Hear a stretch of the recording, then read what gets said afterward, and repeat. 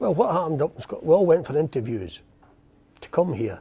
So they told you, right, you're coming, then you got a letter saying on Friday at 12 o'clock, you go to this, like say Cove Clock Tower, you pick up the bus and they take you to England. And that's what happened. But in them days as well, not everybody had a car. So my father-in-law was lucky he had a car, so his best idea, follow the car down, follow the bus down. So we just followed the bus down. Oh, from the north here, I think there would be 100 families. Well, I'm under the belief that there was 100 from Scotland and 100 from Durham, or that area, because I think there's supposed to be 200 houses on the estate. And it was 100 for us and 100 for the Durhamers. Yeah, Mum and Dad, the pits were closing. Okay. So I was brought down forced and screaming.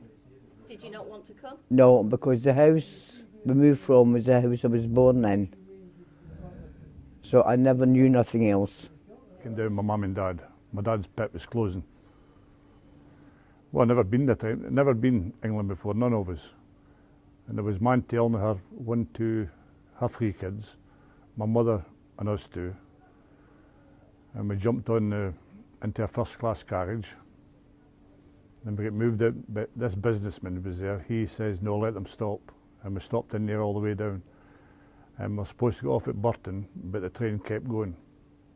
Bob Boyle, my dad, my Uncle Jim, he was picking us up in the car and waving to us, and the train just kept going. We finished up at Birmingham. No idea what to do.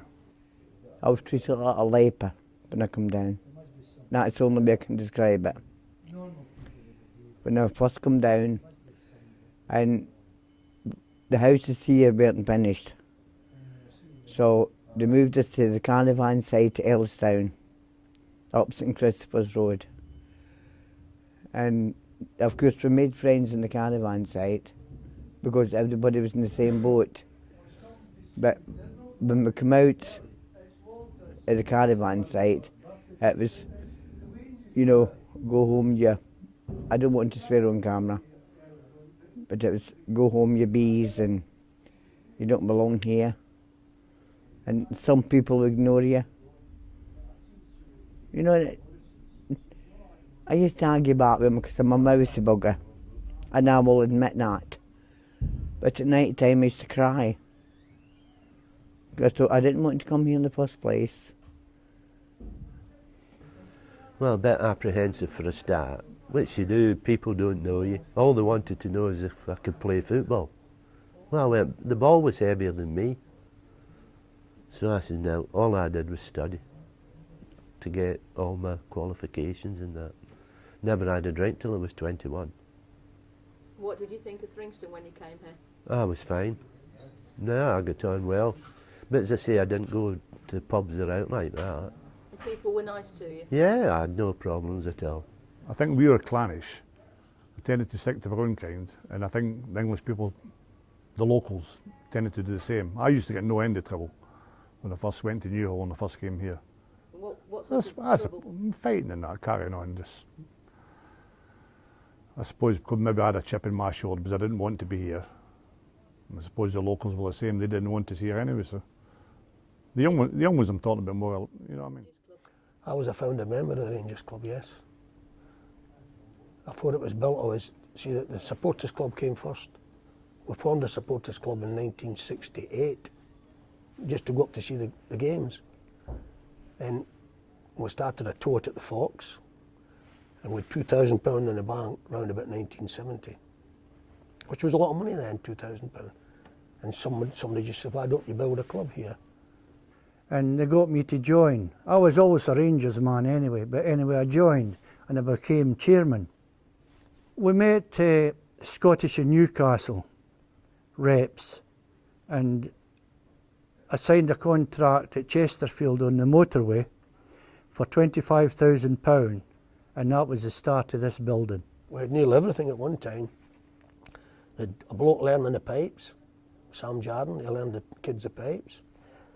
They had, I think they had a karate, Bill Privet had a kendo karate club. They had darts, dominoes, used to have a good pool team. They had a football team. And at one time they had a very strong ladies section. and the ladies section done a lot for the club to raise money for the old people and for the kids for Christmas. But see, I'm proud to be Scottish, but I'd never go back. Never go back. Do your children view themselves as English? Oh, definitely. They were born in England. I'm proud of being Scottish, but I'm proud of being British. Maybe you don't think that, but when I go back to Scotland, people say, here's this Sassenach coming. They can hear the difference in my language. All my family's here and all my kids. I've got 3 daughters and a son. I've got 8 grandchildren and I've 3 great-grandchildren. So this is my home. I'm Scottish and British. Very diplomatic. I'm Scottish, but I'm also British. Right. But I'm not English. I'm sure you're not English.